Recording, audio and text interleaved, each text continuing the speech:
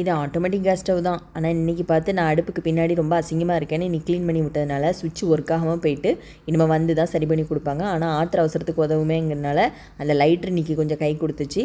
அதுக்கப்புறமா மிக்ஸி ஜாரில் மாவு அரைக்க போட்டுடலாமன்னு சொல்லிவிட்டு மிக்ஸி எடுத்து வச்சு அரைக்க ஆரம்பித்தேன். சரி அதுக்குள்ளே ஒரு காஃபியை போட்டு குடிச்சிரும்னு சொல்லிட்டு ஒரு கொஞ்சம் தண்ணியை கொதிக்க வச்சுட்டு அதில் வந்து காஃபி பவுடரை போட்டுட்டு கருப்பட்டியை உள்ளே தட்டி போட்டாச்சு. மீதியை வந்து பாக்ஸில் தனியாக எடுத்து வச்சிட்டேன். இது நாளைக்கு யூஸ் ஆகும் இந்த மீதி கருப்பட்டி.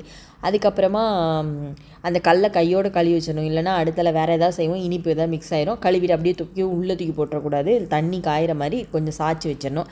மிக்ஸி ஜாரில் எல்லாத்தையுமே உள்ளே போட்டு ஃபஸ்ட்டு டைம் அரைச்சாச்சு. 2 வாட்டியாக நான் போட்டு எடுக்கிறேன். அப்புறம் இதில் வந்து அரிசி பருப்பு என்னெல்லாம் போட்டிருக்கேன்னு இன்னொரு வீடியோவில் சொல்கிறேன்.